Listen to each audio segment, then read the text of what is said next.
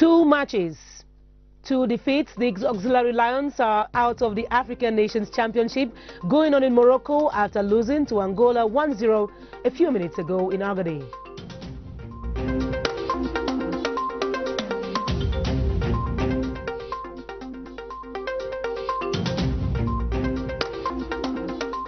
The obligatory common insurance premium known as a Carter Rose, introduced some 15 years ago in the CEMAC zone to facilitate trans-border operations, is being evaluated.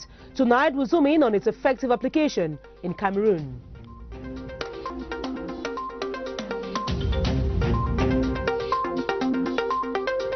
The nation pays homage to military officers who perished in the line of duty. Military honors are given to the soldiers for their bravery in protecting the territorial integrity of Cameroon in tension-stricken areas.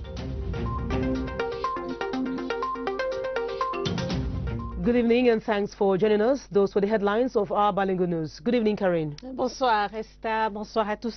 Merci d'être avec nous. Le Cameroun est éliminé au premier tour du championnat d'Afrique des Nations de football.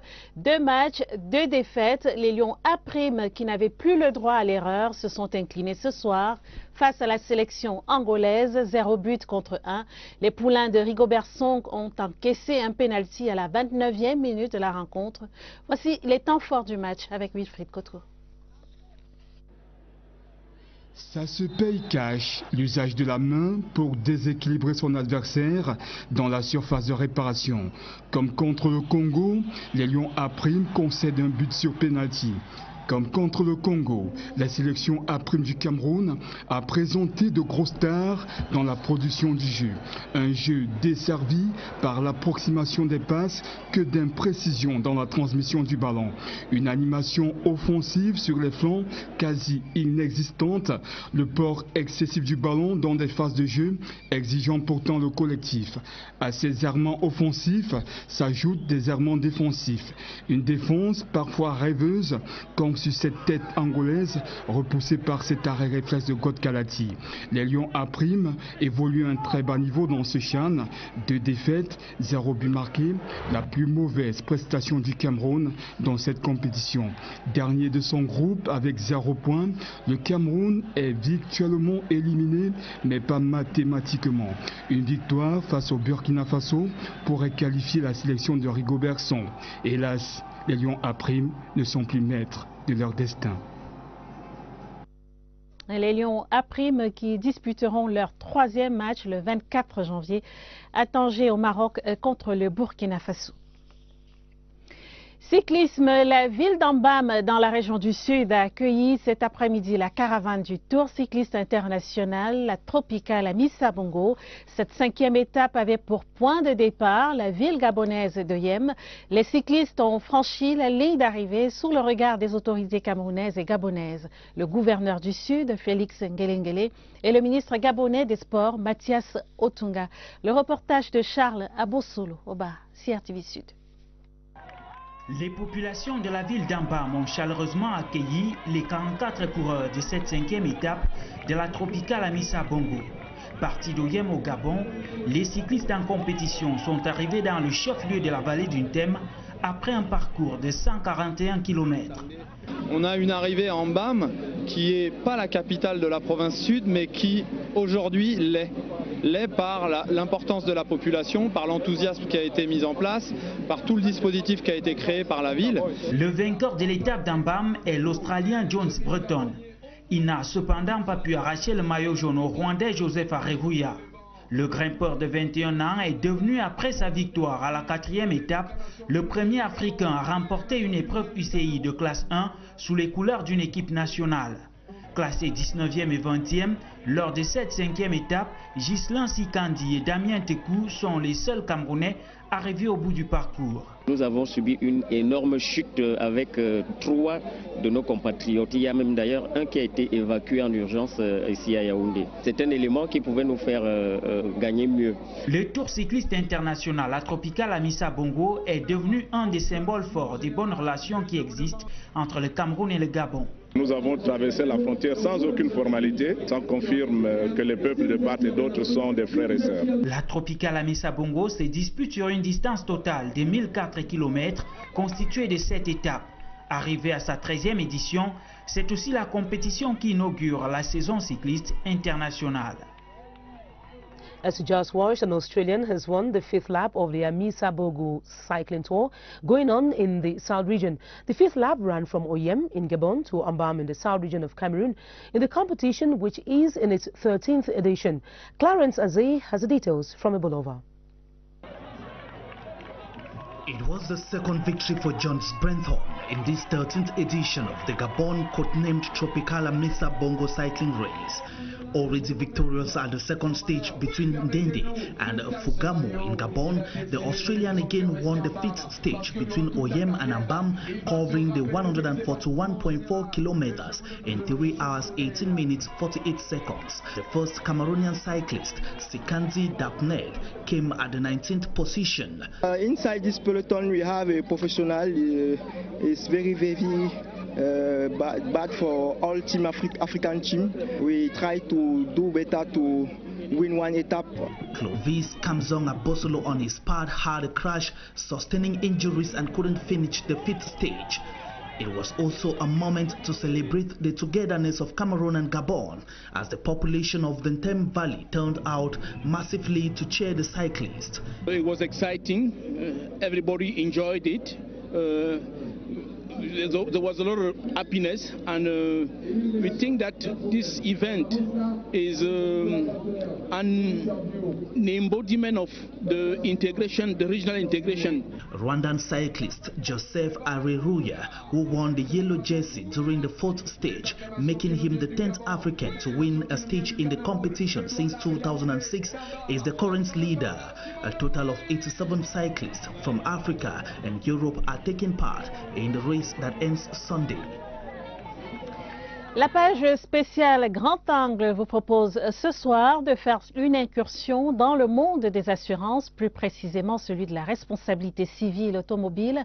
L'objet de notre curiosité est la carte rose CEMAC, une police d'assurance transfrontalière obligatoire pour tout véhicule dans la zone, mais qui reste encore méconnue de nombreux usagers de la route.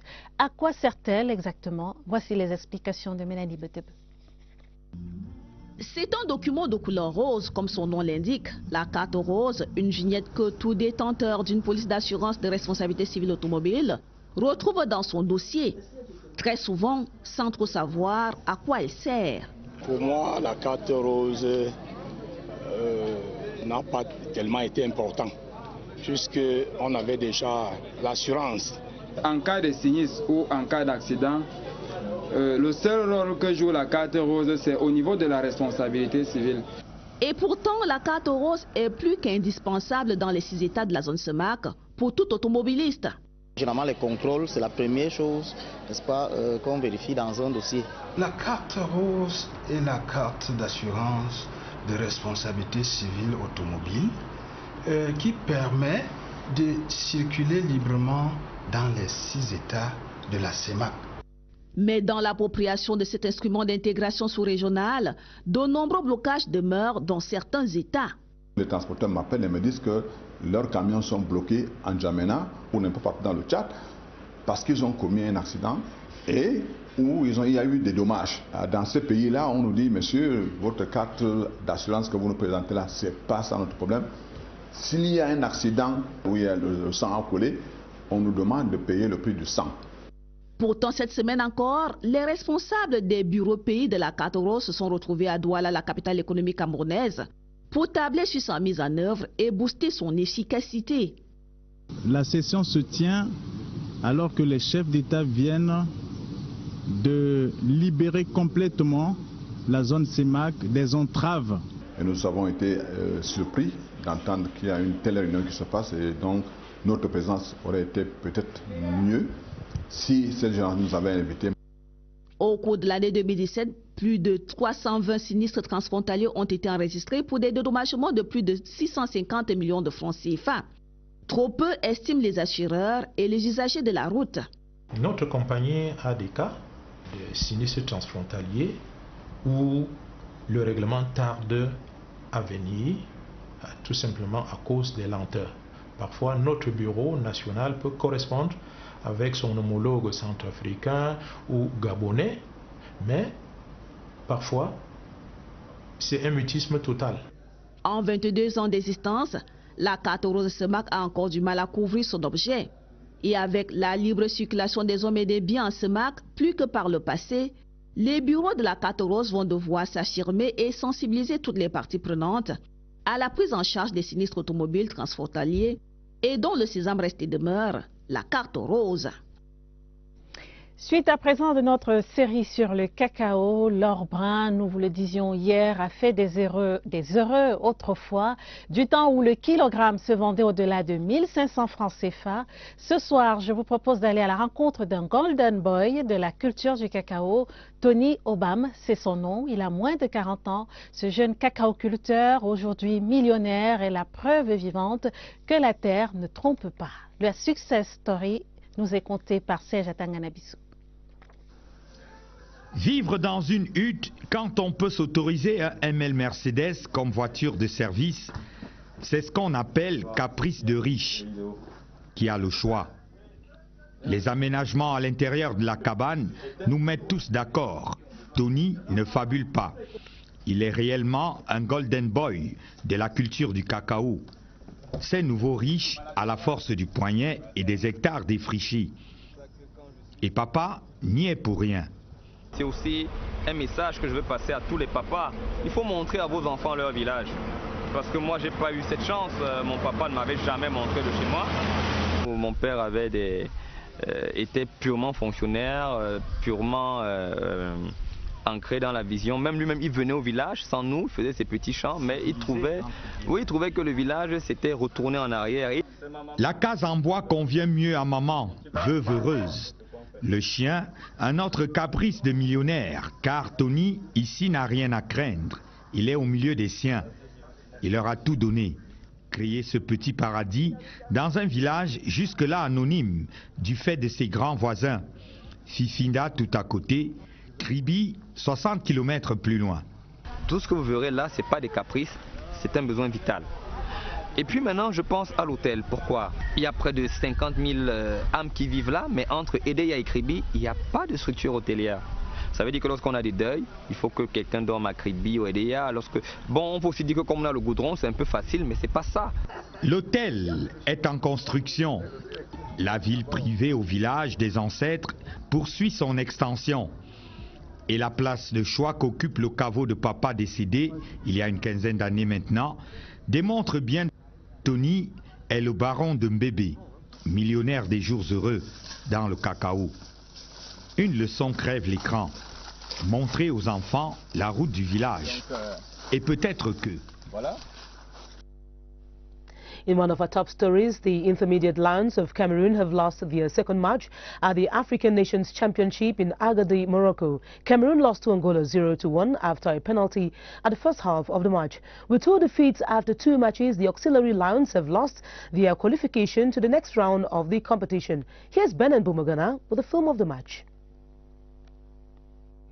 Cameroon against Angola was a soccer encounter fashioned from the genesis with great hopes for a Cameroonian victory. From the start of the duel, the Auxiliary Lions mounted pressure with an early move by Franz Pangob. The crossing was perfectly carved but wasted. Cameroon continued mounting pressure for an early goal until Angolan goalkeeper called his players to put out the fire. At the 21st minute, Clarence Bitang came in with a supersonic shot, but again the seed was spilled. Honey turned sour in the taste of the Auxiliary Lions when Ovundi brought down an Angolan striker in their backyard. This produced a nauseating penalty against the Auxiliary Lions. What would follow will be a cat and mouse chase, with the Auxiliary Lions chasing and never getting their booty. At the turn of the second half, egocentrism seized the Lions, and moves like this by Bitang was one in so many examples to quote. The Lions simply lost their verve, played an insipid game, and aborted every offensive move up front.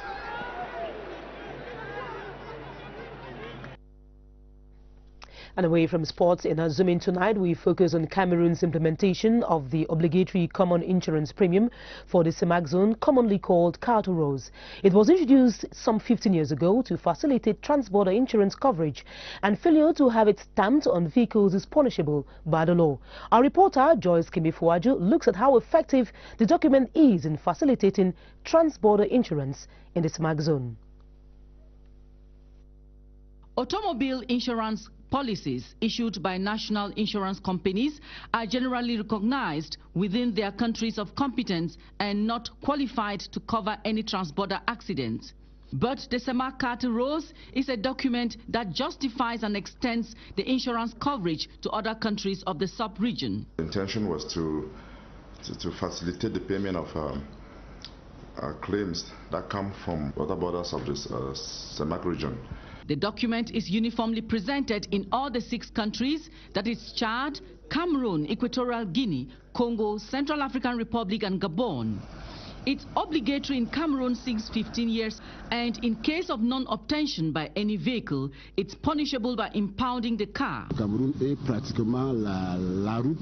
Cameroon is a transit route for Chad, Central and other neighboring countries. Naturally, in such context, there are accidents. The importance of the Carte Rose is to facilitate trans-border insurance coverage.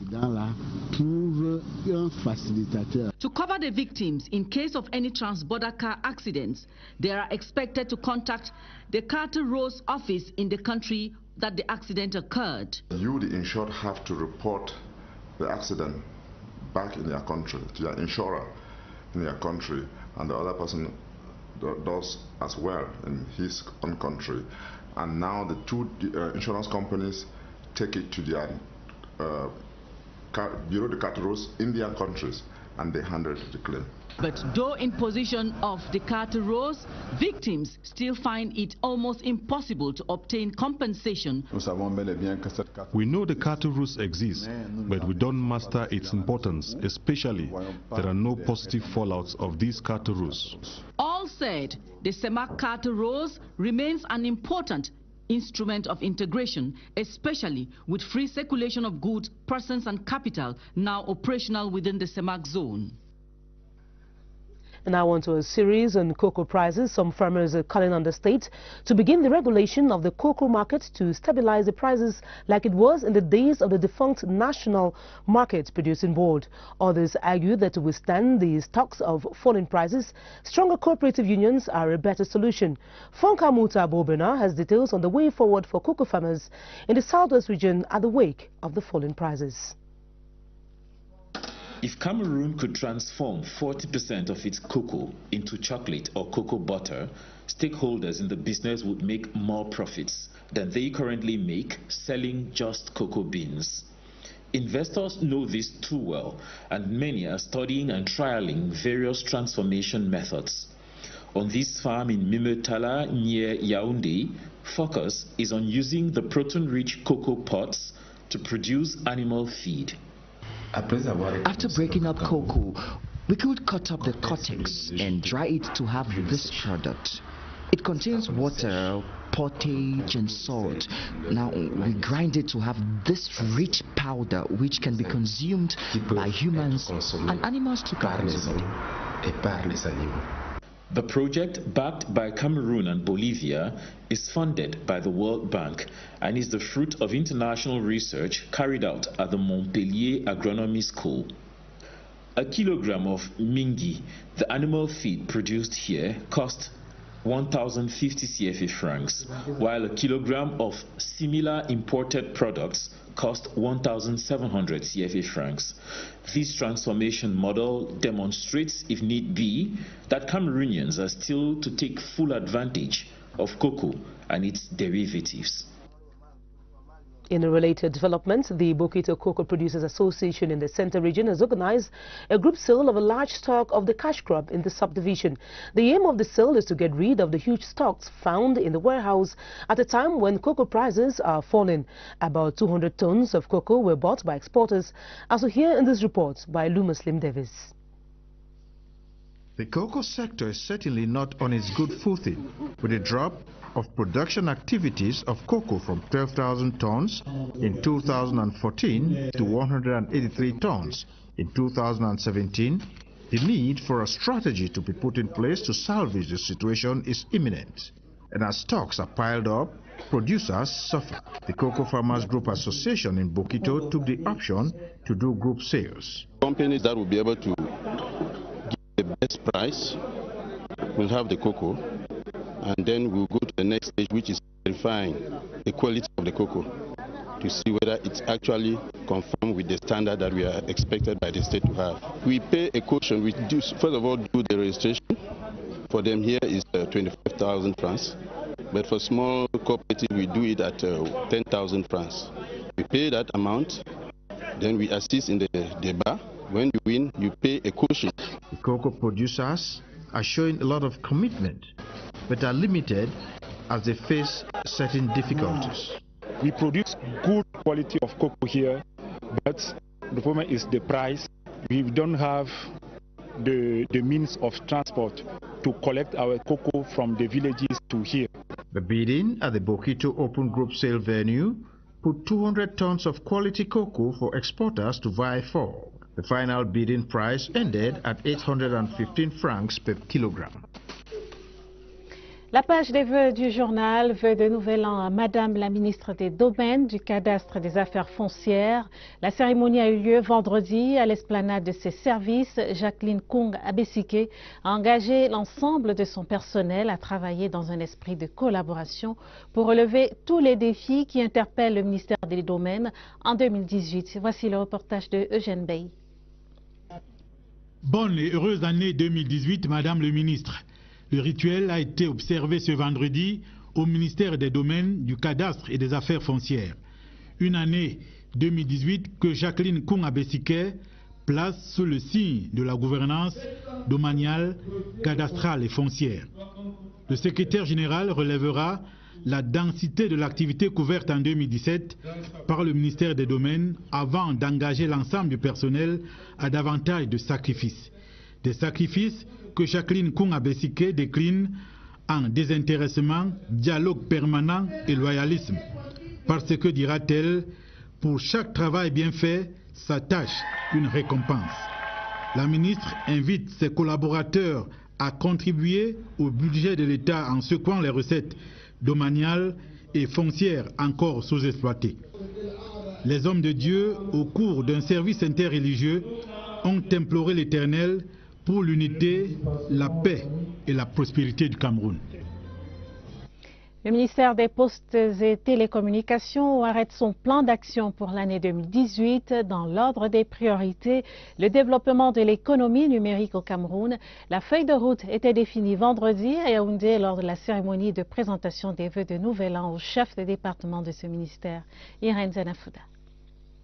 La famille des postes et télécommunications a pris connaissance des pistes à explorer tout au long de l'année pour construire un Cameroun numérique à l'horizon 2020. Un objectif défini par le ministre des Postes et Télécommunications lors de la cérémonie d'échange de vœux de Nouvel An ce vendredi à l'esplanade de ce département ministériel. Un nouveau départ dans la quête de la performance bâti autour de la bonne gouvernance pour élargir le champ d'action. Nous allons mettre un accent sur l'assainissement du secteur. Nous nous sommes rendus compte que les choses ne vont pas aussi très vite parce qu'il y a des dysfonctionnements. Et à mettre en place une régulation plus efficace qui permettra d'organiser le marché de gros, le marché de détail, pour que chacun trouve sa place. Renforcer la transformation digitale de la poste pour que la poste puisse répondre aux attentes des utilisateurs. Le Minpostel est appelé à jouer un rôle déterminant pour mettre l'environnement qu'il faut pour que l'économie numérique prenne. Un moment de communion agrémenté par l'humour et des séquences musicales pour s'aimer la bonne humeur avant la traditionnelle poignée de main qui s'accompagne parfois de bouquets de fleurs. Le personnel mobilisé pour la circonstance porte maintenant la responsabilité du rayonnement numérique à l'échelle nationale. La ministre de la Recherche scientifique et de l'Innovation recevait elle aussi hier les vœux de ses collaborateurs. La cérémonie à Yaoundé était l'occasion de présenter les perspectives de l'année 2018. Napoléon Bonaparte-Besson. Ils ont massivement répondu présent. Eux, ce sont les maillons composant la grande famille de la recherche scientifique, très attentifs sur les réalisations de l'année écoulée. La technologie, l'ingénierie et les mathématiques, l'abrégé STEM africain. Et pour le docteur Madeleine Tchinté, très ému au sujet des défis relevés, beaucoup reste à faire pour la nouvelle année. Nous voulons créer une cité de savoir à Mikomayos. Cité du savoir, ça doit être une structure où toute la diaspora, tous les intellectuels, tous ceux qui veulent créer un espace où l'État sera là pour les aider à créer de la technologie, à inventer pour développer notre pays. Le chef de ces départements ministériels en a profité pour dire merci à quelques personnels, notamment l'unique récipiendaire décoré d'une médaille d'honneur du travail en or, ainsi que les 3 serviteurs appelés à faire valoir leur droit à la retraite. Une cérémonie riche en sons et couleurs. La construction d'une salle de spectacle multi-usage à Yaoundé, l'organisation du 9e FENAC à Bertois. La feuille de route 2018 du ministère des Arts et de la Culture était dévoilée cette semaine à Yaoundé. Narcisse Moëlé-Kombi recevait les vœux de nouvel an de ses collaborateurs et de la grande famille de la culture. Philippe Roger Sama. L'année 2018 sera celle de l'excellence au ministère des Arts et de la Culture. En recevant les vœux de ses collaborateurs et de la grande famille du monde artistique camerounais, le professeur Narcisse Moëlé-Kombi a rappelé à tous ses acteurs les défis des 12 prochains mois dans leur secteur. La poursuite de l'inventaire général du patrimoine culturel national, la construction d'une salle de spectacle multi-usage à Yaoundé et l'organisation de la 9e édition du Festival national des arts et de la culture à Bertois en sont les priorités. Les bons points de l'année 2017 permettent d'être rassurants. Nous avons ensemble accompli les missions dévolues au ministère des Arts et de la Culture par le président de la République, son Excellence Paul Biya. Pour ces moments ponctués par des prestations artistiques des différentes aires culturelles du Cameroun, le public a pu apprécier l'harmonie qui règne entre Narcisse Moëlé-Kombi et ses collaborateurs, ainsi que tous les acteurs du secteur des arts et de la culture. Still in commitments for 2018, senior officials of the Central and External Services of the Ministry of Posts and Telecommunications will be embarking on developing a sustainable digital economy. They took the resolve at the end of a 2-day conference on the sector, steadfastly mobilized for major successes in the coming years. It culminated in the presentation of New Year wishes to the Posts and Telecommunications boss. As we hear in this report by Yoti Kale Lisonge.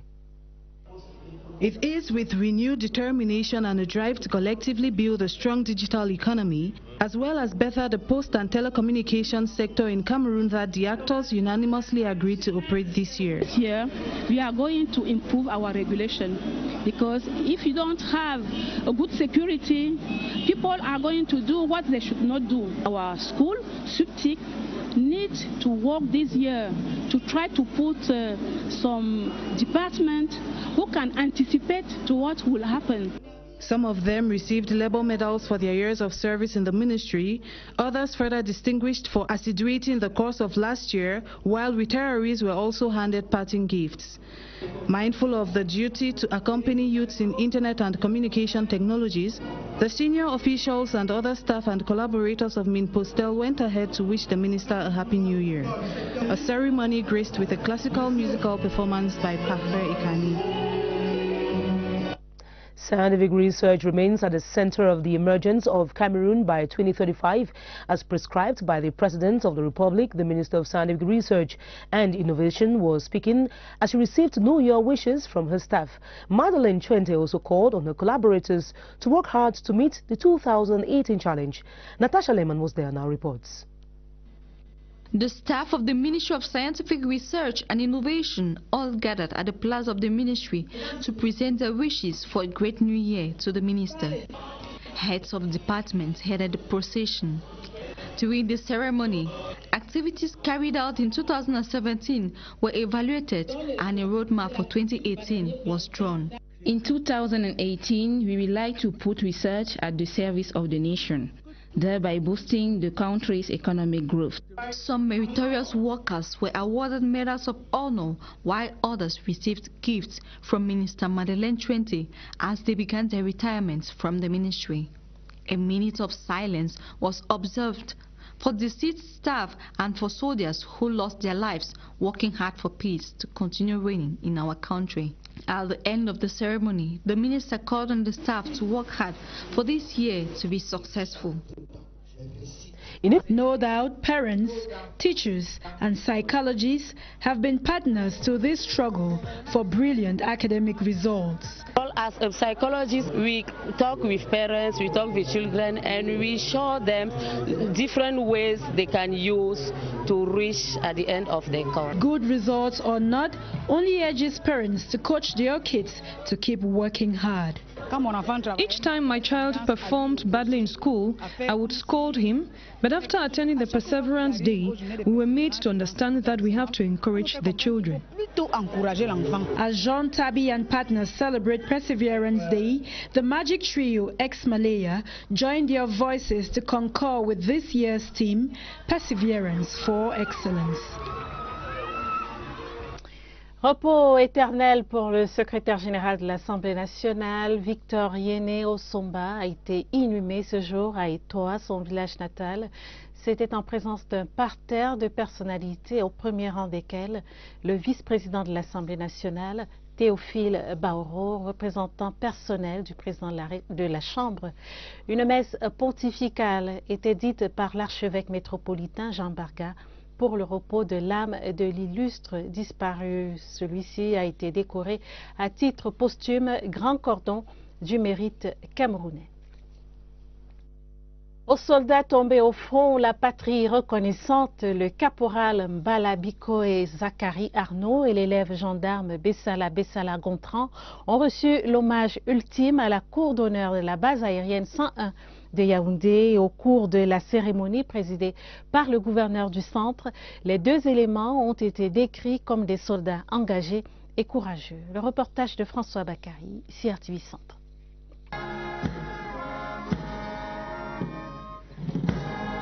L'atmosphère était lourde ce vendredi matin à la cour d'honneur de la base aérienne 101 de Yaoundé. Émoi et consternation se lisaient sur les visages au cours d'une cérémonie d'hommage qui s'est déroulée dans la pure tradition militaire. D'abord la mise en place des corps avec au milieu de la cour deux cercueils drapés des couleurs tricolores du pays. Puis les décorations. Caporal Mbala Bikoé Zachary Arnaud, au nom du président de la République et en vertu des pouvoirs qui nous sont conférés, nous décernons la médaille de la force de la vaillance à titre posthume. Ensuite, l'éloge funèbre du capitaine Mouzon, Étienne.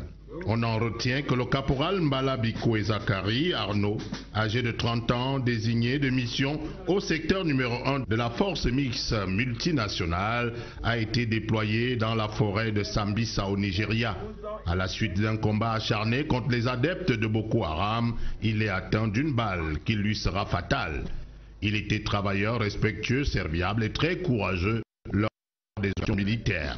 L'élève gendarme Bessala, 31 ans, lui, commence en 2017, élément très discret et travailleur. La famille n'a pas pu jouir de la fierté d'avoir un fils gendarme, arraché à la vie à fleur de l'âge. Intervient la sonnerie aux morts.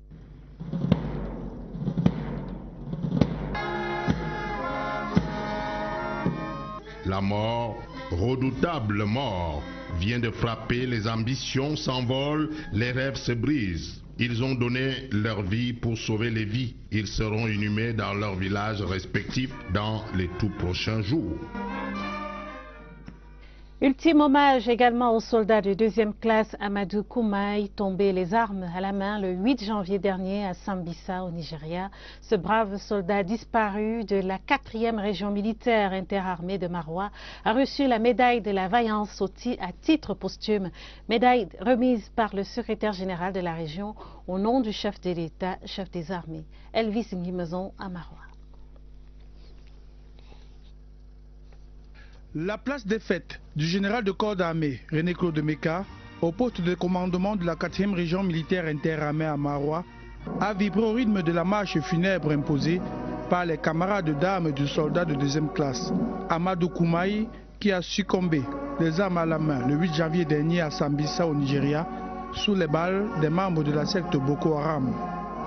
En 10 mois et 6 jours de service rendu sous le drapeau, ce soldat de 23 ans, originaire de Kaélé dans le Mayokani, a achevé de convaincre sa hiérarchie sur son engagement et son courage de sacrifier sa vie pour la patrie. C'est pourquoi, au nom du chef de l'État, chef des armées, le secrétaire général de l'extrême nord, Herman Bertrand Assiga Ibana, va lui décerner à titre posthume la médaille de la vaillance. Après l'éloge funèbre dite par le chef de bataillon, Ndji Chris Pomba, commandant le 1er bataillon de la force multinationale mixte, Herman Bertrand Assiga Ibana va s'incliner devant la dépouille du brave disparu. Le réconfort du chef de l'État sera transmis à la famille en présence du général de brigade Tonga Elias et du préfet Ernest Ebele du Diamaré. Still on a sad note, the late Secretary General of the National Assembly, Victor Yenosumba, has been laid to rest in his native Etoile on the outskirts of Yaoundé. The patriarch of the Betik clan was buried after traditional rites and a requiem mass celebrated by the Archbishop of Yaoundé, His Grace Jean Barga. Details of the funeral of a man devoted to his community and to the nation in this report. Thousands of mourners streamed to the locality of Etoile to accompany the National Assembly scribe Victor Yenosumba to his final resting place, as he lay coffined on the raffia tent decorated with artifacts and surrounded by wreaths, amongst them that of the President of the Republic. The man's attachment to the traditions of his people was depicted through the Sani dance reserved for the noble that he was. In a typical Beti tradition, after the homage from different families of the clan, the mourners who watched in awe represented the successor of the devoted and loyal senior civil administrator. This set the pace for requiemers, in the course of which the sympathizers were reminded of the virtue of love that conquers all and that never fails. In a homily drawn from Matthew chapter 25, the Archbishop of Yaoundé, His Grace Jean Barga, recalled Jesus' recommendation to do good to all and likened the life of Victor Yenosumba to one of sacrifice to his family, society and the church. In all the eulogies, it resounded that he was a caring, peace-loving and combative soul, not only for his immediate and extended family, but also to his community and the nation he served wholeheartedly. Victor Yenosumba moves to eternity at 70 and will be greatly missed for his selflessness by parliaments where he was principal administrator at the National Assembly, the CPDM party he supported, and the church he was strongly attached to. His Grace Jean Barga commended his soul to God for eternal peace before his interment in a strict family setting for him to join his ancestors in the world beyond. On another sad note, Jongo John, a gendarmerie officer killed by Asians in Kembong, Manu Division, in the South region, has been given military honors. At the 21st Infantry Battalion in Boya, he was praised by the governor of the Southwest region as he died on duty to defend fatherland. Ombo Suzy Monjua has the details from Boya. It was a sad day at the 21st Motorized Infantry Battalion Command Post as relatives, friends and colleagues of late Maréchal de Logis Chef Jongo John, who died last December 18th in Manu Division of the Southwest region, gathered to pay their last respects to the fallen gendarmerie officer. The deceased met his demise during an attack by assailants on the gendarmerie post post in Kembong while he was on duty alongside 4 of his colleagues. He has been hailed for his bravery and was posthumously decorated with an Army Medal of Bravery by the head of state through the governor of the Southwest region, Bena Okalia Bilai, who also conveyed the president's message of condolence to the bereaved family. The fallen soldier, who hails from Mokmbi in Lebialem division of the Southwest region, joined the armed forces in 1987. In 2016, he was transferred to Kembong, where he met his death. He leaves behind 2 widows and many children. May the souls of the departed rest in peace. In religion, Protestant churches based in the Northwest region have prayed for peace and tolerance in Cameroon. The prayer session brought together the Baptist, the Presbyterian Church in Cameroon and other Christian denominations in Bamenda. The men of God asked for dialogue and truth to solve some of the problems facing Cameroon, like the Anglophone crisis. Details with Regina Ngale Ndoko from the Northwest. Christians of the Baptist, Catholic, Presbyterian and Anglican denominations in the Northwest region have asserted that if Cameroon must stand as a one and indivisible nation, it must begin with the Church of Christ. We came here to pray for various things, like the challenges we face in our society. The churches here were actually the various denominations. They were not one denomination, and we have our distinctives. Yet we came together under one banner to talk to God as a family. So we're modeling unity in diversity for the world. Holding under the theme, Your Hand, O Lord, Gracious in Power, was an opportunity to prescribe solutions to the ongoing confusion in Christendom and in Cameroon. If we really want to move ahead, we must accept a historical fact. You cannot refuse your history. We must be truthful. As long as we keep on lying to ourselves and to one another, we're never going to come out. We need to tolerate each other. We're going to make mistakes. We have made mistakes. Let's learn to tolerate each other and move on. Christians of these denominations are now poised to be the light in the midst of darkness. Fighting can never solve a problem, and that the solution to every problem is communication, is dialogue. So we believe that what we have done today is not going to go in vain, and that God is going to reward and answer us mightily. The week of prayer for Christian unity was launched at PC Tamulung in Bamenda and expected to rotate to the various denominations in the different zones for 1 week. L'association Entraide Missionnaire Internationale a 50 ans. Les manifestations relatives étaient organisées ici même à Yaoundé avec la participation des délégués en provenance d'autres diocèses et congrégations d'Afrique et du monde. L'occasion d'élaborer le plan d'action de leur activité future. Michel Renaud, Rwanda. Présent dans 141 pays, l'Entraide Missionnaire Internationale est une association de partage et de solidarité entre les églises locales dans le domaine de la prise en charge sanitaire des religieux. Parlant du jubilé d'or de la section Afrique centrale, c'est le Cameroun qui a été choisi pour abriter les manifestations. À travers des conférences, les religieux venus de nombreux diocèses et congrégations d'Afrique ont revisité leurs actions. Ma propre satisfaction, c'est de voir que l'EMI se développe, alors qu'on a en fait en tête qu'il faudrait qu'elle meure. Pourquoi? Parce que si elle disparaît, ça veut dire que les églises diocésaines, les églises des pays se sont vraiment prises en main. La messe dite en la cathédrale Notre-Dame des Victoires de Yaoundé à l'occasion a permis à Monseigneur Ambassane Jodo, archevêque de Garoua, de saluer les actions de cette association. L'EMI a été au chevet de centaines de congrégations religieuses et de diocèses ayant aidé plus de 10 000 membres. Aujourd'hui, la section Afrique centrale compte plus de 3200 membres inscrits qui peuvent bénéficier quand ils le sollicitent des services de la couverture de santé de l'EMI. Cette rencontre dans le Christ vient une fois de plus prouver que le Cameroun est un don de Dieu. 61 pages to tell the story of a God who cleanses his community every 7 years in the kingdom of Fonwerinka. This is the substance of a book by Ghana entitled Posterity Watchdog, in which he tackles corruption in the society. Here's our book of the week with Ashley Yu. Posterity Watchdog is a story about a man, Fon Werinkeng, ruler of Norimag, a traditional sovereignty and a deity instituted by the forefathers of the people of Norimag land. This god erupts after 7 years to cleanse up the land and to ensure progress. In scene 3 of the book, during Fon Werinkeng's reign, the god erupts earlier than expected because the corruption of the land of Norimag has reached its epitome. In the same scene, when the Fon tries to bribe the god, he rather receives sanctions alongside his peer councillors for wanting to corrupt the Posterity Watchdog.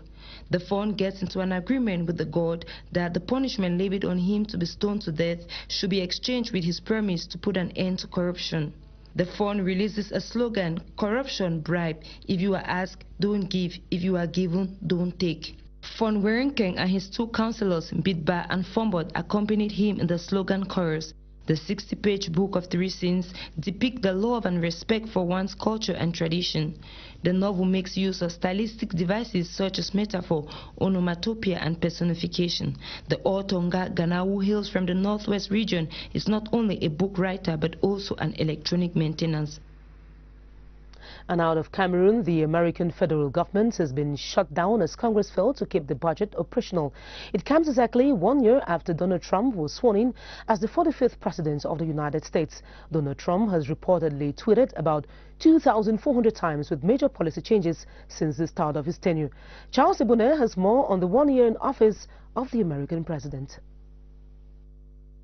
Each American administration has a doctrine, and so is the Trump White House. We will follow 2 simple rules: buy American and hire American. And the outcome of the American First policy can be felt worldwide. The president was elected on a platform by people who believed that perhaps we had gone too far in that direction. And these were people, many of whom felt that the new globalization and the multilateral institutions somehow or another did not have their interests. 107 bills, numbering 2,262 pages, have been passed, with tax reform being the most sweeping legislation.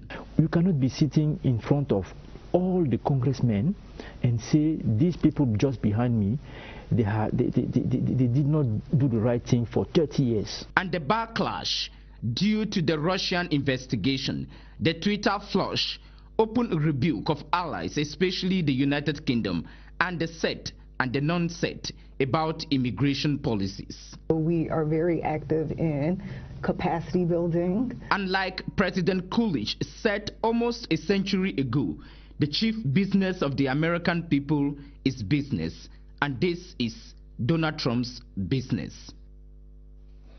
La situation du bassin du lac Tchad portée à l'international, c'était à Madrid, en Espagne, en marge du grand salon du tourisme que la capitale espagnole abrite depuis quelques jours. À l'initiative du Cameroun, un projet pilote a permis de jeter les bases de discussion sur des actions de développement à initier en vue de remédier à la dégradation de cette zone soumise à des diverses menaces. La correspondance particulière de Maxence Ancel depuis Madrid, en Espagne.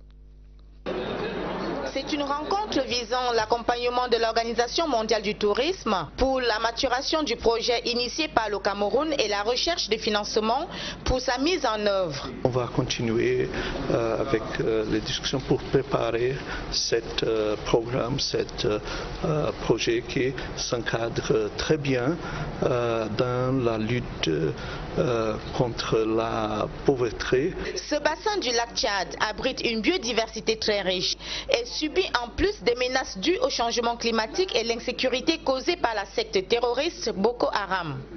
Beaucoup de revers en tout cas de la part de la secte Boko Haram, qui a totalement désorganisé les populations autour du lac Tchad. Il est extrêmement important de créer les bases solides d'un développement durable là. Et c'est bien pour ça que nous saluons cette initiative qui est portée par le Cameroun.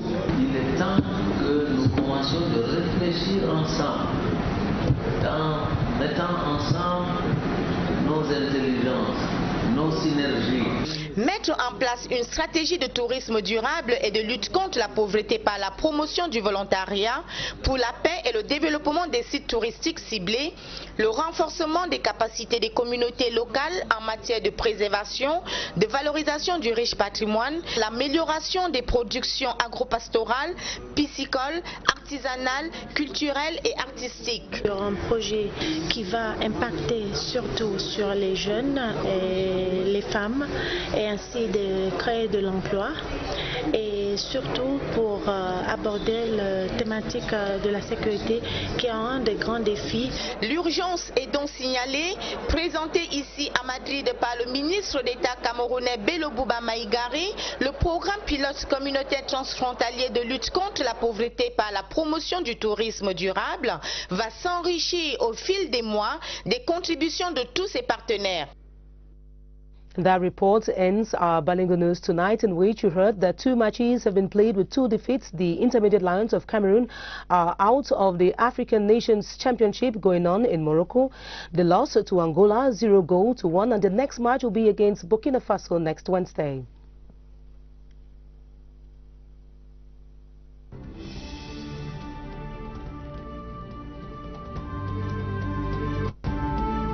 The obligatory common insurance premium known as the Carteros has been introduced since 15 years ago in the CEMAC zone to facilitate transport operations. It has been evaluated, and today we looked at the effective application of the Carteros on the CEMAC zone in Cameroon.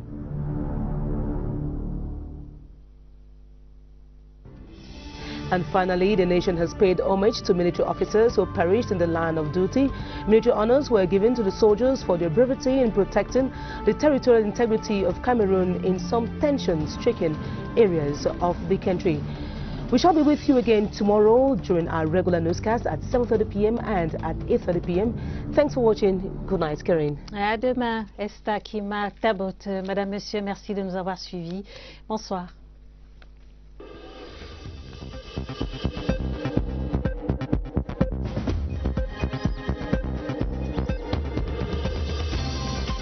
francs per kilogramme. La page des vœux du journal, vœux de nouvel an à Madame la ministre des Domaines, du Cadastre et des Affaires foncières. La cérémonie a eu lieu vendredi à l'esplanade de ses services. Jacqueline Kung Abesike a engagé l'ensemble de son personnel à travailler dans un esprit de collaboration pour relever tous les défis qui interpellent le ministère des Domaines en 2018. Voici le reportage de Eugène Bey. Bonne et heureuse année 2018, Madame le ministre. Le rituel a été observé ce vendredi au ministère des Domaines, du Cadastre et des Affaires foncières. Une année 2018 que Jacqueline Kung Abesike place sous le signe de la gouvernance domaniale, cadastrale et foncière. Le secrétaire général relèvera la densité de l'activité couverte en 2017 par le ministère des Domaines avant d'engager l'ensemble du personnel à davantage de sacrifices. Des sacrifices que Jacqueline Kung Abesike décline en désintéressement, dialogue permanent et loyalisme. Parce que, dira-t-elle, pour chaque travail bien fait, s'attache une récompense.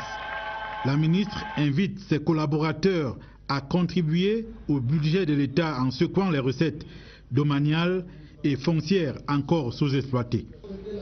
Les hommes de Dieu, au cours d'un service interreligieux, ont imploré l'Éternel pour l'unité, la paix et la prospérité du Cameroun. Le ministère des Postes et Télécommunications arrête son plan d'action pour l'année 2018 dans l'ordre des priorités, le développement de l'économie numérique au Cameroun. La feuille de route était définie vendredi à Yaoundé lors de la cérémonie de présentation des vœux de Nouvel An au chef de département de ce ministère, Irène Zenafouda.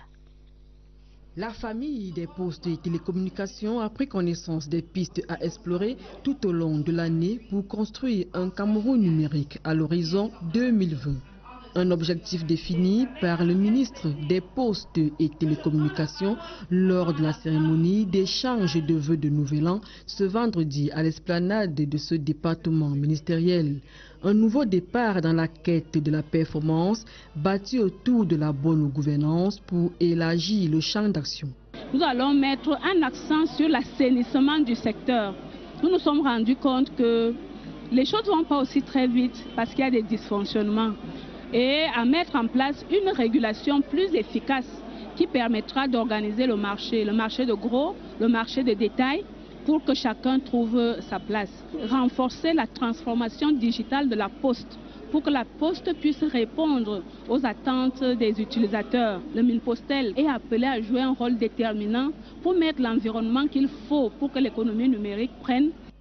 Un moment de communion agrémenté par l'humour et des séquences musicales pour s'aimer la bonne humeur avant la traditionnelle poignée de main qui s'accompagne parfois de bouquets de fleurs. Le personnel mobilisé pour la circonstance porte maintenant la responsabilité du rayonnement numérique à l'échelle nationale. La ministre de la Recherche scientifique et de l'Innovation recevait elle aussi hier les vœux de ses collaborateurs. La cérémonie à Yaoundé était l'occasion de présenter les perspectives de l'année 2018. Napoléon Bonaparte-Besson. Ils ont massivement répondu présent. Eux, ce sont les maillons composant la grande famille de la recherche scientifique, très attentifs sur les réalisations de l'année écoulée. La technologie, l'ingénierie et les mathématiques, l'abrégé STEM Africa. Et pour le docteur Madeleine Tchinté, très ému au sujet des défis relevés, beaucoup reste à faire pour la nouvelle année. Nous voulons créer une cité de savoir à Mikomayos. Cité du savoir, ça doit être une structure où toute la diaspora, tous les intellectuels, tous ceux qui veulent créer un espace où l'État sera là pour les aider à créer de la technologie, à inventer pour développer notre pays. Le chef de ces départements ministériels en a profité pour dire merci à quelques personnels, notamment l'unique récipiendaire décoré du médaille d'honneur du travail en or, ainsi que les 3 serviteurs appelés à faire valoir leur droit à la retraite. Une cérémonie riche en sons et couleurs. La construction d'une salle de spectacle multi-usage à Yaoundé, l'organisation du 9e FENAC à Bertois. La feuille de route 2018 du ministère des Arts et de la Culture était dévoilée cette semaine à Yaoundé. Narcisse Moëlé-Kambi recevait les vœux de nouvel an de ses collaborateurs et de la grande famille de la culture. Philippe Roger et Sama. L'année 2018 sera celle de l'excellence au ministère des Arts et de la Culture. En recevant les vœux de ses collaborateurs et de la grande famille du monde artistique camerounais, le professeur Narcisse Moëlé-Kambi a rappelé à tous ses acteurs les défis des 12 prochains mois dans leur secteur. La poursuite de l'inventaire général du patrimoine culturel national, la construction d'une salle de spectacle multi-usage à Yaoundé et l'organisation de la 9e édition du Festival national des arts et de la culture à Bertois en sont les priorités. Les bons points de l'année 2017 permettent d'être rassurants. Nous avons ensemble accompli la mission dévolue au ministère des Arts et de la Culture par le président de la République, son Excellence Paul Biya. Pour ces moments ponctués par des prestations artistiques des différentes aires culturelles du Cameroun, le public a pu apprécier l'harmonie qui règne entre Narcisse Moëlé-Kambi et ses collaborateurs, ainsi que tous les acteurs du secteur des arts et de la culture. Still in commitments for 2018, senior officials of the Central and External Services of the Ministry of Posts and Telecommunications will be embarking on developing a sustainable digital economy. They took the resolve at the end of a 2-day conference on the sector, steadfastly mobilized for major successes in the coming years. It culminated in the presentation of New Year wishes to the Posts and Telecommunications boss, as we hear in this report by Yoti Kale Lisonge.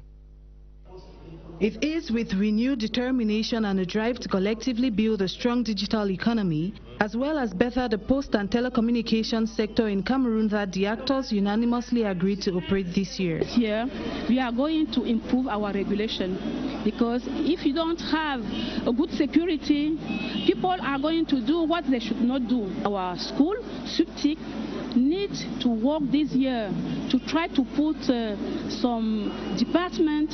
First minute, Clarence Bitang came in with a supersonic shot, but again the seat was peeled.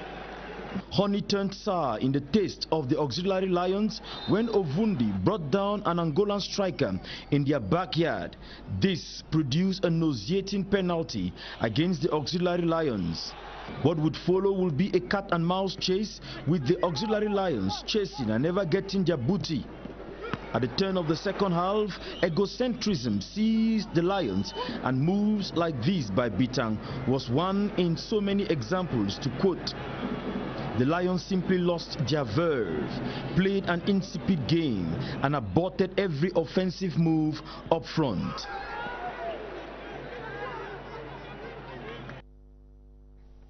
And away from sports, in our Zoom In tonight, we focus on Cameroon's implementation of the obligatory common insurance premium for the CEMAC zone, commonly called Carte Rose.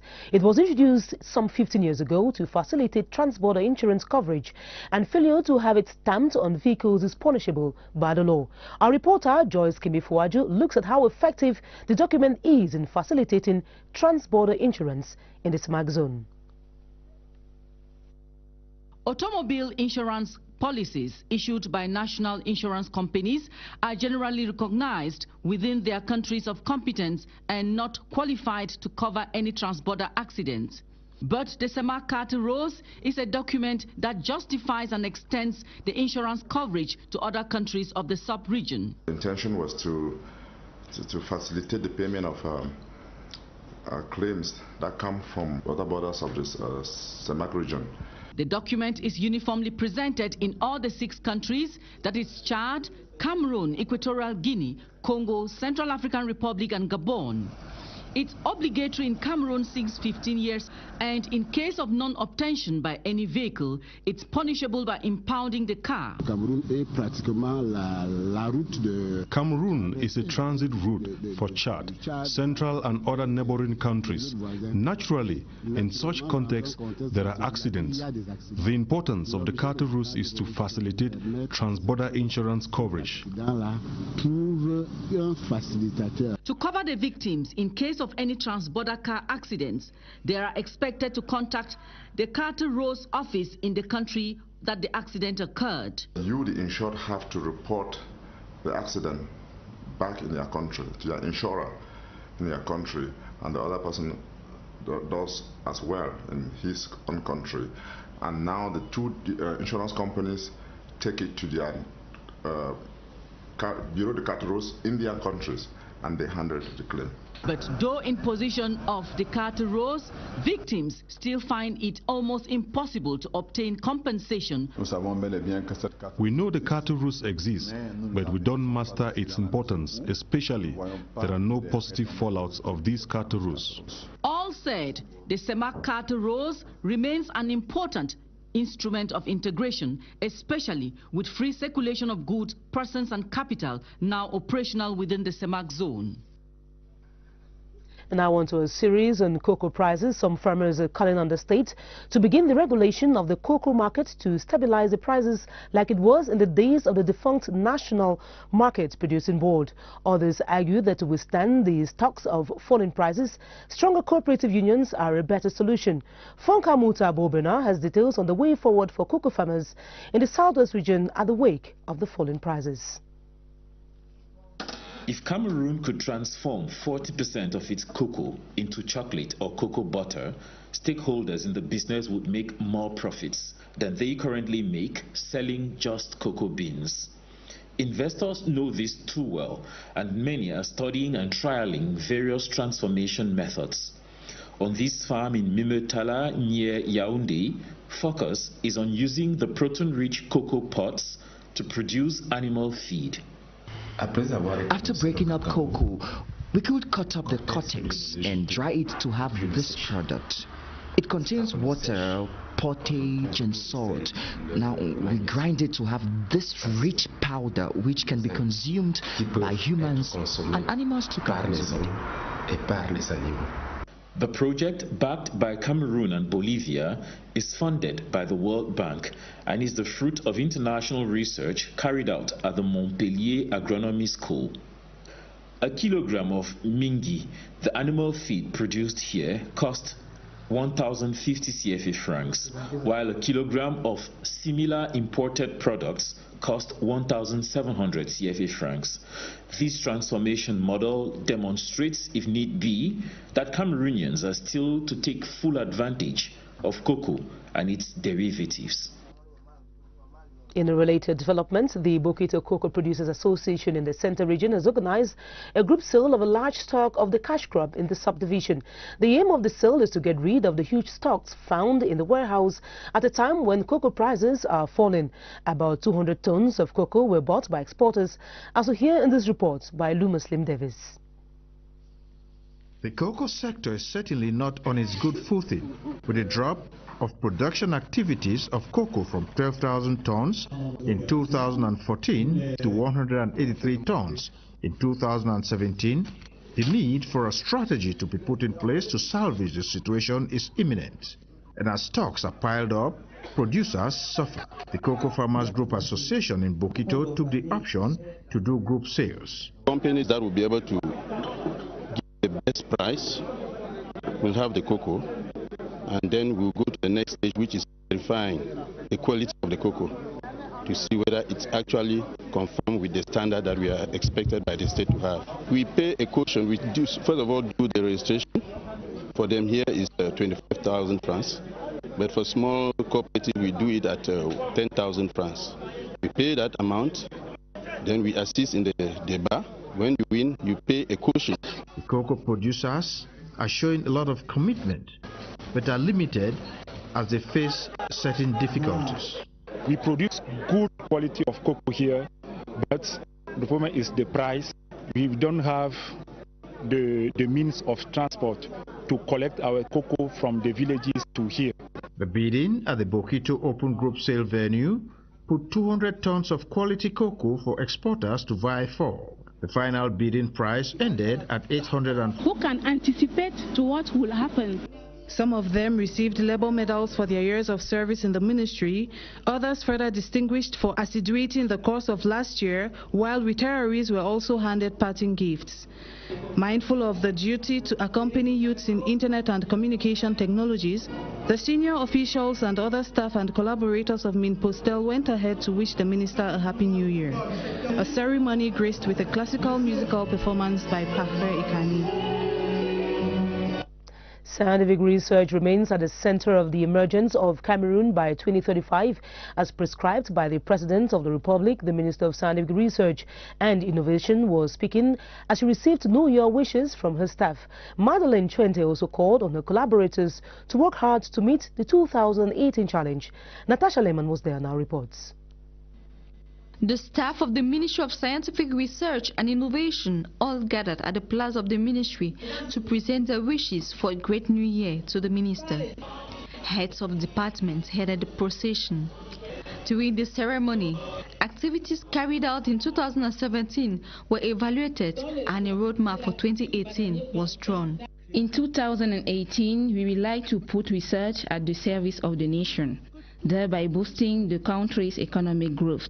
Some meritorious workers were awarded medals of honor, while others received gifts from Minister Madeleine Chuente as they began their retirements from the ministry.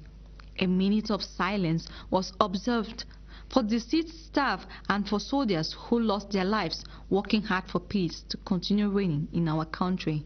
At the end of the ceremony, the minister called on the staff to work hard for this year to be successful.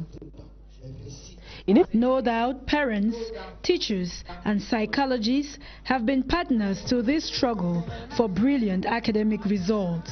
As a psychologist, we talk with parents, we talk with children, and we show them different ways they can use to reach at the end of their course. Good results or not, only urges parents to coach their kids to keep working hard. Each time my child performed badly in school, I would scold him, but after attending the Perseverance Day, we were made to understand that we have to encourage the children.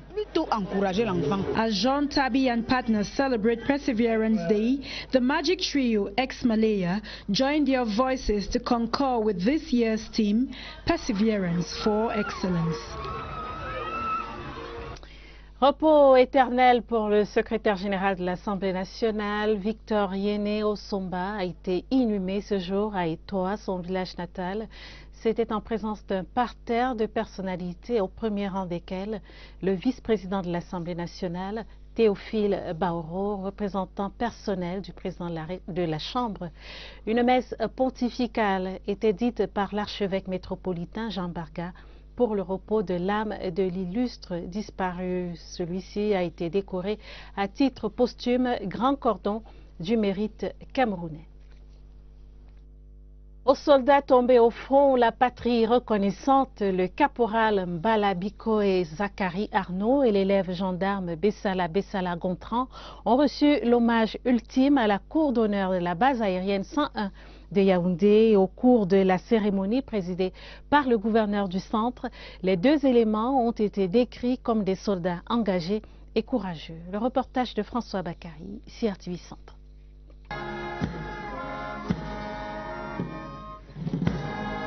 L'atmosphère était lourde ce vendredi matin à la cour d'honneur de la base aérienne 101 de Yaoundé. Émoi et consternation se lisaient sur les visages au cours d'une cérémonie d'hommage qui s'est déroulée dans la pure tradition militaire. D'abord la mise en place des corps avec au milieu de la cour deux cercueils drapés des couleurs tricolores du pays. Puis les décorations.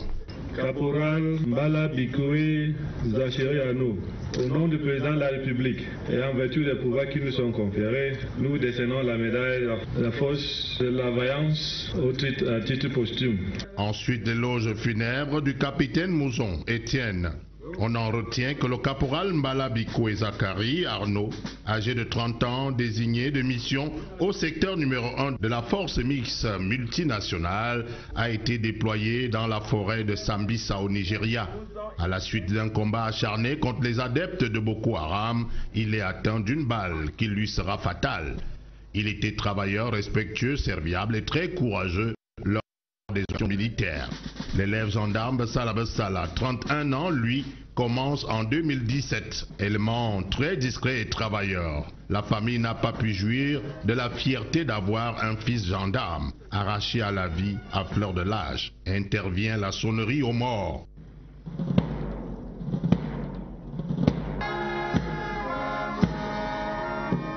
La mort, redoutable mort, vient de frapper, les ambitions s'envolent, les rêves se brisent. Ils ont donné leur vie pour sauver les vies. Ils seront inhumés dans leurs villages respectifs dans les tout prochains jours. Ultime hommage également aux soldats de deuxième classe Amadou Koumaï, tombé les armes à la main le 8 janvier dernier à Sambisa au Nigeria. Ce brave soldat disparu de la 4e région militaire interarmée de Maroua a reçu la médaille de la vaillance à titre posthume, médaille remise par le secrétaire général de la région au nom du chef de l'État, chef des armées, Elvis Ngimezon à Maroua. La place des fêtes du général de corps d'armée René-Claude Meka au poste de commandement de la 4e région militaire interarmée à Maroua a vibré au rythme de la marche funèbre imposée par les camarades d'armes du soldat de deuxième classe Amadou Koumaï, qui a succombé les armes à la main le 8 janvier dernier à Sambisa au Nigeria sous les balles des membres de la secte Boko Haram. En 10 mois et 6 jours de service rendu sous le drapeau, ce soldat de 23 ans, originaire de Kaélé dans le Mayokani, a achevé de convaincre sa hiérarchie sur son engagement et son courage de sacrifier sa vie pour la patrie. C'est pourquoi, au nom du chef de l'État, chef des armées, le secrétaire général de l'extrême nord, Herman Bertrand Assiga Ibana, va lui décerner à titre posthume la médaille de la vaillance. Après l'éloge funèbre dite par le chef de bataillon, Ndji Chris Pomba, commandant le 1er bataillon de la force multinationale.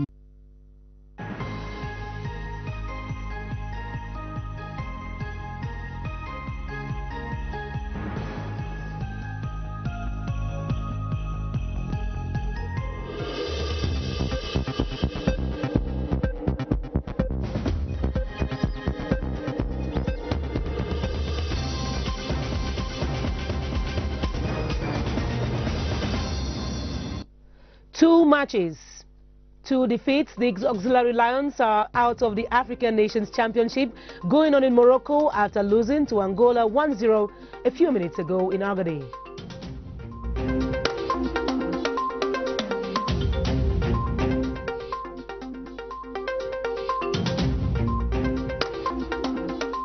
The obligatory common insurance premium known as a Carter Rose, introduced some 15 years ago in the CEMAC zone to facilitate trans-border operations, is being evaluated. Tonight we zoom in on its effective application in Cameroon.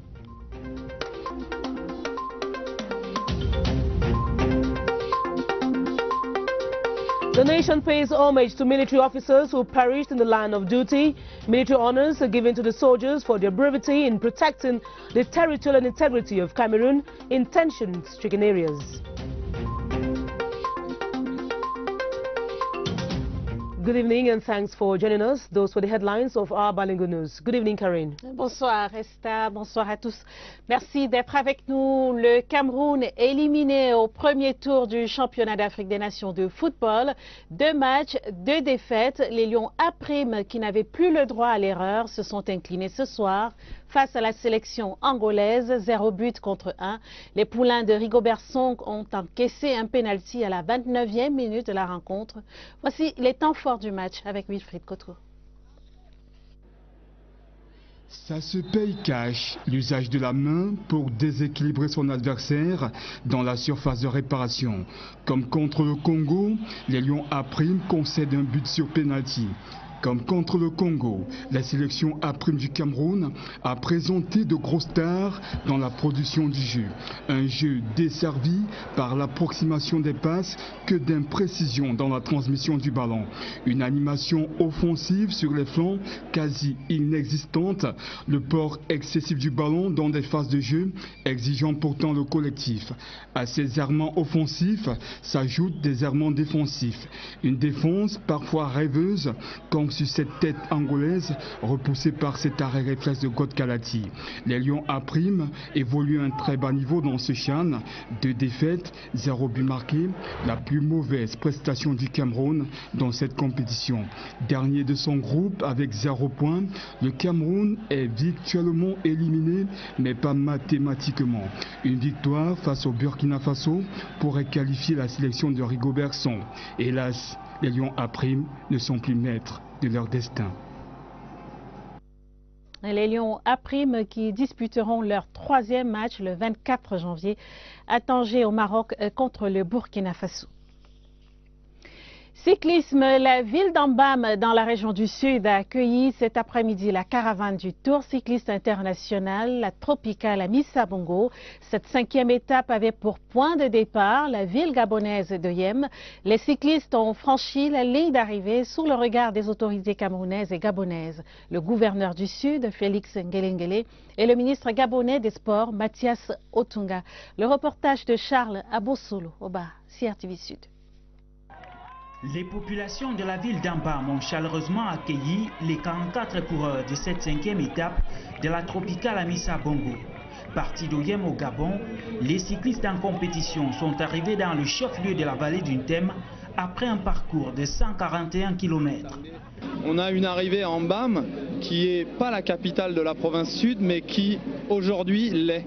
L'est par l'importance de la population, par l'enthousiasme qui a été mis en place, par tout le dispositif qui a été créé par la ville.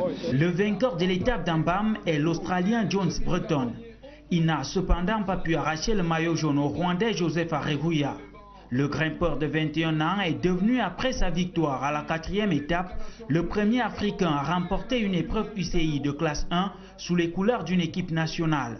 Classés 19e et 20e, lors de cette 5e étape, Ghislain Sikandi et Damien Tekou sont les seuls Camerounais arrivés au bout du parcours. Nous avons subi une énorme chute avec 3 de nos compatriotes. Il y a même d'ailleurs un qui a été évacué en urgence ici à Yaoundé. C'est un élément qui pouvait nous faire gagner mieux. Le Tour cycliste international, la Tropicale à Missa-Bongo, est devenu un des symboles forts des bonnes relations qui existent entre le Cameroun et le Gabon. Nous avons traversé la frontière sans aucune formalité. Ça confirme que les peuples de part et d'autre sont des frères et sœurs. La Tropicale à Missa-Bongo se dispute sur une distance totale de 1004 km constituée de 7 étapes. Arrivé à sa 13e édition, c'est aussi la compétition qui inaugure la saison cycliste internationale. As you just watched, an Australian has won the 5th lap of the Amissa Bongo cycling tour going on in the South region. The 5th lap ran from Oyem in Gabon to Ambam in the South region of Cameroon in the competition, which is in its 13th edition. Clarence Azay has the details from Ebolova. It was the second victory for John Sprenthorne in this 13th edition of the Gabon codenamed Tropical Amissa Bongo cycling race.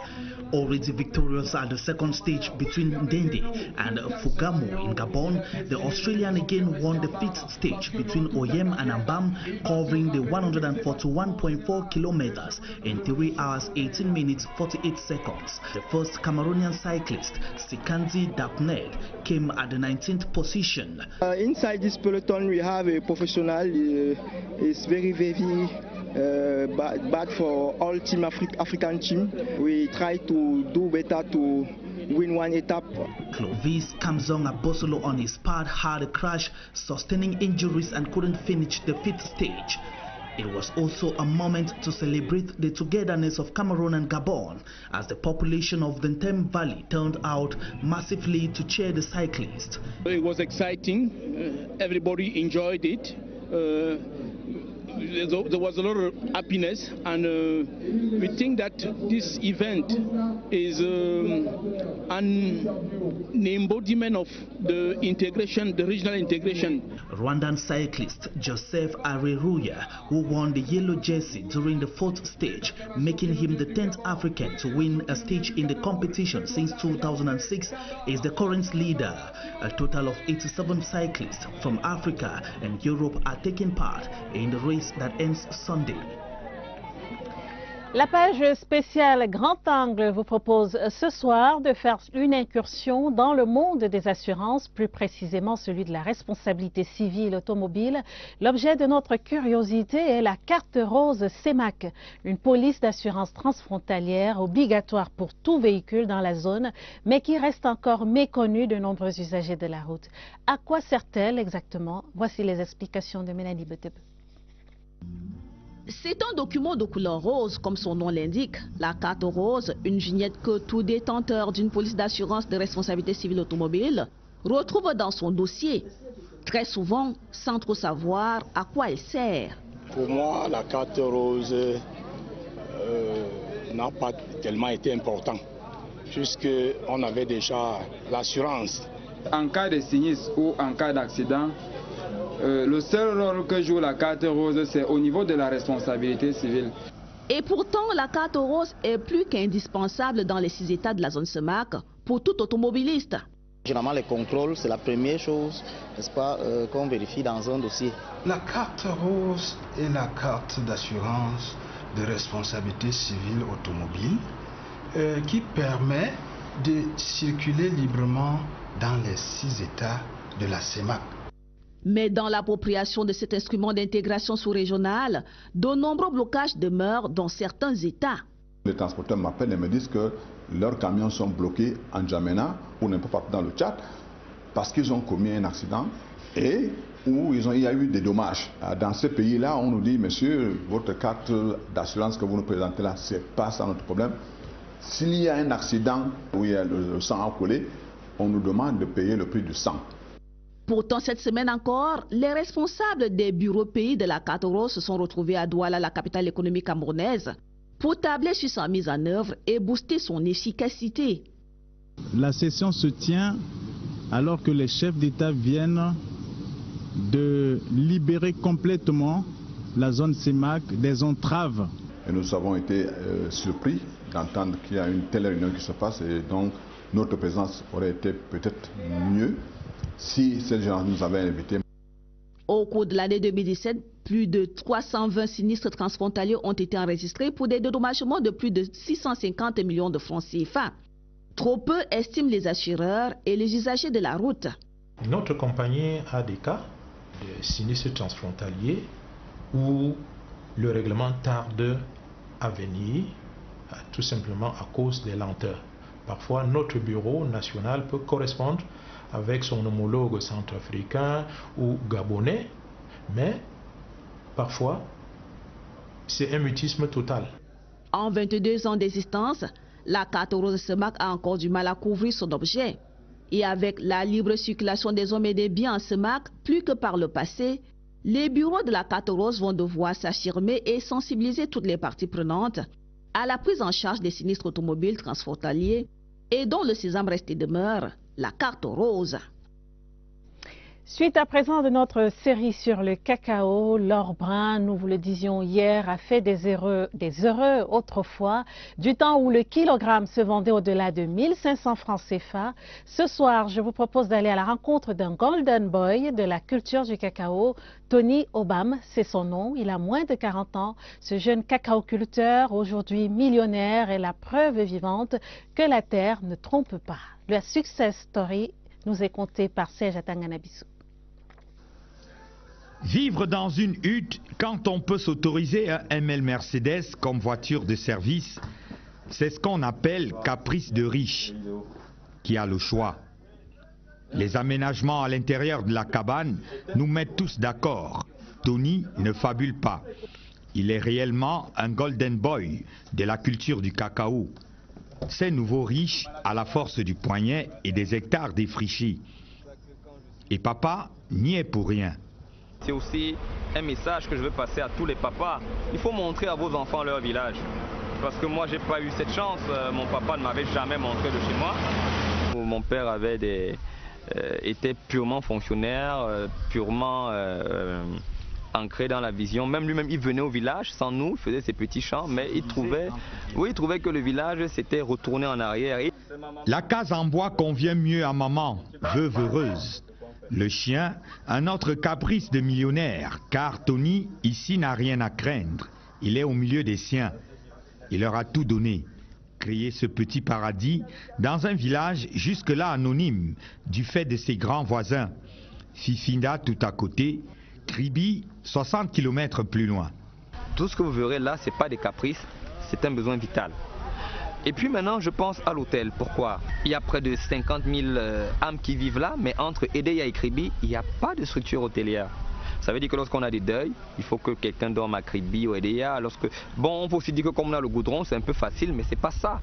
L'hôtel est en construction.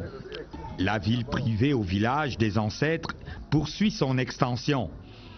Et la place de choix qu'occupe le caveau de papa décédé, il y a une quinzaine d'années maintenant, démontre bien que Tony est le baron de Mbébé, millionnaire des jours heureux dans le cacao. Une leçon crève l'écran. Montrer aux enfants la route du village. Et peut-être que... Voilà. In one of our top stories, the intermediate lions of Cameroon have lost their second match at the African Nations Championship in Agadir, Morocco. Cameroon lost to Angola 0-1 after a penalty at the first half of the match. With 2 defeats after 2 matches, the auxiliary lions have lost their qualification to the next round of the competition. Here's Ben Bumagana with the film of the match. Cameroon against Angola was a soccer encounter fashioned from the genesis with great hopes for a Cameroonian victory. From the start of the duel, the auxiliary lions mounted pressure with an early move by Franz Pango. The crossing was perfectly carved but wasted. Cameroon continued mounting pressure for an early goal until Angolan goalkeeper called his players to put out the fire. At the